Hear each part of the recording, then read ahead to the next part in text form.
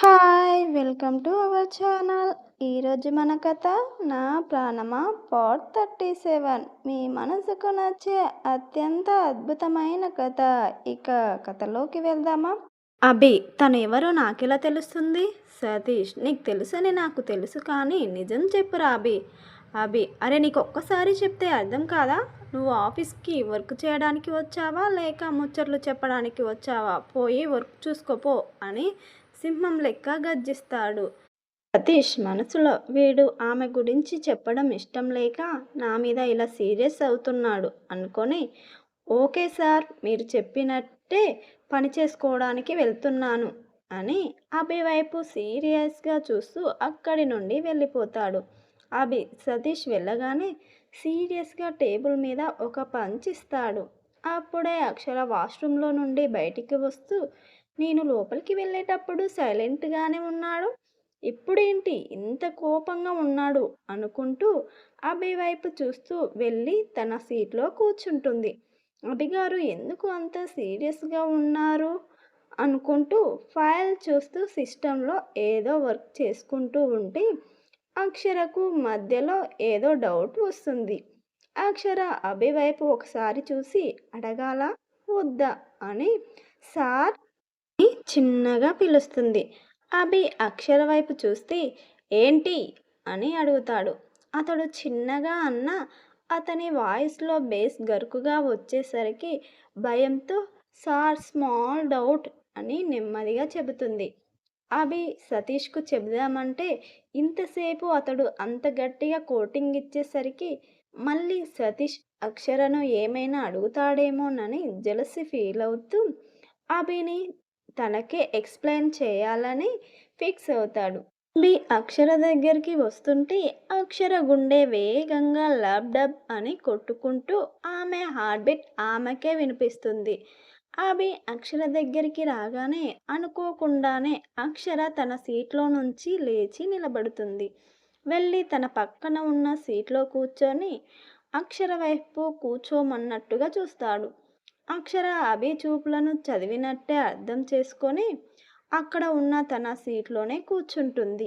అక్షర అభి తనకి అంత దగ్గరగా ఉండేసరికి ఏం చేయాలో తనకి కాళ్ళు చేతులు ఆడడం లేదు. అభి సీరియస్గా అక్షర వైపు చూసి, ఏంటి బేబీ ఏదో డౌట్ అని సైలెంట్గా కూర్చున్నావు? అక్షర భయపడుతూ తనకి ఎక్కడ డౌట్ వచ్చిందో అక్కడ వేలు పెట్టి చూపిస్తుంది. అభి అటువైపు చూసి దాని గురించి ఎక్స్ప్లెయిన్ చేస్తుంటే అక్షర అందాల దూది పింజల్లాంటి పాల పొంగులు అభి చేతులకు తగులుతుంటాయి. అభి ఎంత చూడొద్దు అని మైండ్ చెబుతున్నా అభి మనసు మాత్రం చూడు చూడు అని తొందర పెడుతుంది. అభి మైండ్ మనసుల మధ్య నలిగిపోతుంటే అతడి కళ్ళు మాత్రం వాటి పని అవే చేస్తుంటాయి. అక్షర అభి చూపులను గమనించి తన చున్నీని సరిచేసుకుంటుంది. అభి తన చూపు తిప్పుకొని వీలైనంత తొందరగా తనకు డౌట్స్ మొత్తం క్లియర్ చేసి అక్కడి నుండి వెళ్ళిపోతాడు. అక్కడే ఉంటే తను కంట్రోల్ తప్పుతాడని ఫాస్ట్గా తన సీట్లోకి వెళ్ళి కూర్చుంటాడు. మళ్ళీ సాయంత్రం 6 అవుతున్న అక్షర వైపు కన్నెత్తి కూడా చూడడు. ఎంప్లాయీస్ అందరూ ఆఫీస్ టైం అయిపోగానే అందరూ వెళ్ళిపోతారు. ఒక వాచ్మెన్ అక్షర అభి తప్ప ఆఫీస్లో ఎవరూ ఉండరు.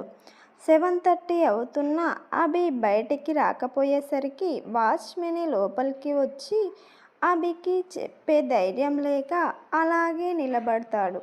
అభికి ఎవరో వచ్చారని అడుగుల శబ్దం వినపడగానే తల ఎత్తి అటువైపు చూసి, ఏంటి రంగయ్య అని అడుగుతాడు. రంగయ్య భయపడుతూనే టైం అది సార్ అని ఏదో నసుకుతూ ఉంటే అభి తన వాచ్ చూసి, రంగయ్య నువ్వు ఇంటికి వెళ్ళు, నాకు ఇంకొక గంట వర్క్ ఉంది, అది కంప్లీట్ చేసుకొని నేను ఆఫీస్ క్లోజ్ చేసుకొని వెళ్తాను అని చెప్పగానే రంగయ్య సరే సార్ అని చెప్పి అక్కడి నుండి వెళ్ళిపోతాడు. సీరియస్గా తన ల్యాప్టాప్లో వర్క్ చేసుకుంటూ ఉంటాడు. అక్షరకు ఏం చేయాలో తోచక సిస్టంలో ఏదో ఒకటి నొక్కుతూ ఉంటుంది. చూస్తుండగానే 1 అవర్ గడిచిపోయింది. అభి తన ల్యాప్టాప్ క్లోజ్ చేసి అక్షర వైపు చూసేసరికి టేబుల్ మీద ఉన్న ఫైల్స్ అన్నీ నీట్గా సర్ది పెడుతుంది. తర్వాత విండోస్ అన్నీ క్లోజ్ చేసి అభి కోసం అటువైపు చూడగానే అభి బయటికి నడుస్తాడు. అభి బయటికి వెళ్ళగానే అక్షర రూమ్లో ఉన్న లైట్స్ ఆఫ్ చేసి డోర్ క్లోజ్ చేస్తుంది. వీళ్ళు బయటికి వచ్చేసరికి ఆకాశం మొత్తం మెరుస్తూ ఉరుములతో కూడిన వర్షం బీభత్సంగా కురుస్తుంది. మొత్తం నల్లగా మబ్బులు కమ్మేసరికి కార్ డ్రైవ్ చేయడానికి కష్టంగా ఉంటుందని ఆఫీస్లోనే ఉంటారు. అలా హాఫ్ ఎన్ అవర్ అయినా వర్షం కొంచెం కూడా తగ్గకపోయేసరికి ఇంటికి వెళ్ళాలంటే 2 అవర్స్ పడుతుంది. ఇంత వానలో ఇంటికి వెళ్ళడం పాసిబుల్ కాదని అభి వాళ్ళ మామ్కి కాల్ చేసి ఇంటికి రావడానికి ఆలస్యం అవుతుంది మామ్, వర్షం తగ్గాక బయలుదేరుతాము, మా కోసం వెయిట్ చేయకుండా నువ్వు అన్నం తిని టాబ్లెట్లు వేసుకో అని చెప్తాడు. జానకమ్మ సరే అభి, నేను జాగ్రత్తగానే ఉంటాను, కానీ అక్షరను జాగ్రత్తగా వర్షంలో తడవకుండా చూసుకో, డ్రైవింగ్ చేయకు, వర్షం పూర్తిగా తగ్గిన తర్వాతే బయలుదేరండి అని అభికి ఇంకొన్ని జాగ్రత్తలు చెప్పి కాల్ కట్ చేస్తుంది. జానకమ్మ పక్కనే ఉన్న శాన్వి ఏంటి అత్త, బావ వాళ్ళు ఇంకా రాలేదు అని అడుగుతుంది. జానకమ్మ ఆఫీస్లో ఏదో అర్జెంట్ వర్క్ ఉండడం వల్ల లేట్ అయిందంట, ఇప్పుడు వద్దామనేసరికి వర్షం బాగా కురుస్తుంది, అందుకే లేట్ అవుతుందని కాల్ చేసి చెప్పాడు.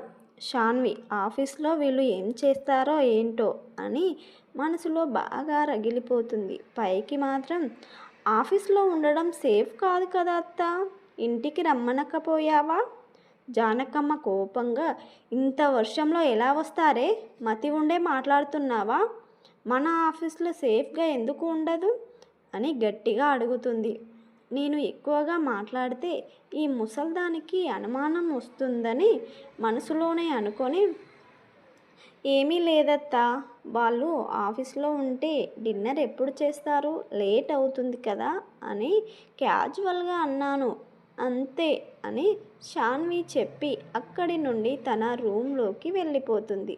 జానకమ్మ వెళ్తున్న శాన్వి వైపు చూస్తూ పిచ్చి పిల్ల వాళ్ళంటే ఎంత అభిమానమో అనుకొని టాబ్లెట్లు వేసుకోవడానికి తన రూమ్లోకి వెళ్ళిపోతుంది. ఇప్పుడు ఆఫీస్లో ఉన్న అక్షర అభి దగ్గరికి వద్దాం. బయట చల్లటి గాలులు వీచేసరికి అక్షరకు బాగా చలికి వణుకుతూ ఉంటుంది. పాపం అక్షర అలా వణుకుతూ ఉంటే అభికి ఏమనిపించిందో ఏమో, తన దగ్గర ఉన్న వెదర్ కోట్ తీసి అక్షర దగ్గరికి వచ్చి ఆమెకు ఇస్తాడు. అక్షర మొహమాటంగా ఏమొద్దు అభిగారు అని చెప్తుంది. ఇప్పుడే గట్టిగా ఎక్కడో ఉరుముతూ పిడుగుపడ్డ శబ్దం వినపడగానే అక్షర భయంతో వెళ్ళి తన ప్రమేయం లేకుండానే అభిని గట్టిగా హత్తుకుంటుంది. తర్వాత అభి రియాక్షన్ ఏంటి? ఈ వర్షం కురిసిన రాత్రిలో అభి అక్షర కలిసిపోతారా? తెలుసుకోవాలంటే నెక్స్ట్ ఎపిసోడ్ వరకు ఆగాల్సిందే. ఈ కథ మీకు గనక నచ్చినట్టయితే లైక్ చేయండి, షేర్ చేయండి, మీ అమూల్యమైన అభిప్రాయాలను కామెంట్ రూపంలో తెలియజేయండి. ఇలాంటి ఇంట్రెస్టింగ్ కథల కోసం మన ఛానల్ని సబ్స్క్రైబ్ చేసుకోండి. మన వీడియోను హైపించి ఎంకరేజ్ చేయండి friends, please please please. Thank you for listening.